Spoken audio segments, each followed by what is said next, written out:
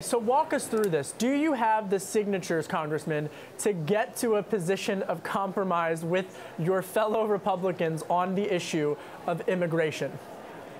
Yeah, so to force a full vote in front of the American public on the House floor, you need 218 people to sign what is called a discharge petition. We have 215 today, and we have 3 more ready to sign on at the minute that we don't have an agreement on a bill that can come to the floor. So right now we're still negotiating, trying to come up with a reasonable approach, not only border security, but also a permanent fix for Dreamers. Absent this agreement, we're moving forward on Tuesday. Congressman, this has eluded the Republican Party to address this for quite some time. You're now on the cusp of actually getting this done ahead of the midterm elections. But what's your message to ultra-conservatives, folks in the Freedom Caucus, folks that you work with frequently, but who really disagree with how this moderate type of approach might benefit the conservative party, particularly when President Trump had campaigned as being such a hardliner on the issue of immigration? Sure, not just to the Freedom Caucus or conservatives in the House, but Americans. We need to have a secure border. This president not only campaigned on it, but he's been asking us to send something to his desk to give him both the infrastructure as well as the physical barrier as well as the technology barrier. We can do both, but the only way we're going to get there is by Congress working together in a bipartisan fashion to also have a permanent fix for Dreamers. The president's talked about both issues. It's time for us to put both issues on his desk. Yeah, and one of the proposals actually that you want to force a vote on is a bipartisan bill. But what about the compromise bill that you're working on right now?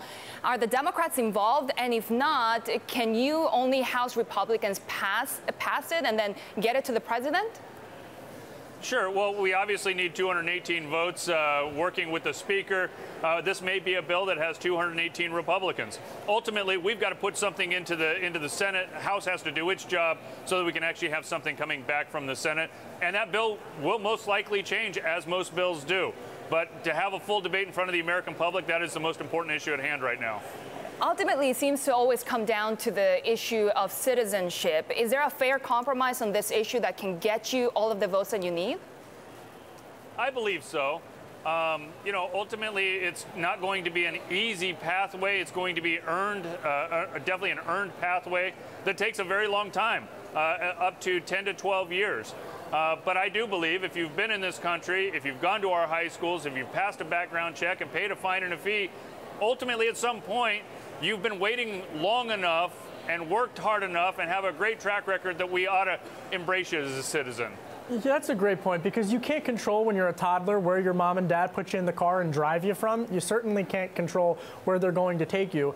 Congressman, in addition to the citizenship issue, also, it's the wall. And in prepping for this interview, I was trying to figure out specifically what exactly President Trump wants out of the immigration debate, and I'm not so sure I can figure that out, with the exception of full funding for the wall.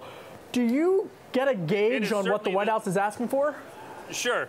We've had a number of meetings with the administration. We've been down to the border several times. We understand what the biggest impacts are. Obviously, he has requested $25 billion, which in the Democrat bill that every Democrat supported in the House and Senate 2 years ago had $42 billion in there. So I think that this is something that not only needs to get done, but both parties can actually agree to it. But we've got to make sure that we secure our border. We have to have judges so that we can have due process. And we are definitely needing more ICE and Border Patrol agents.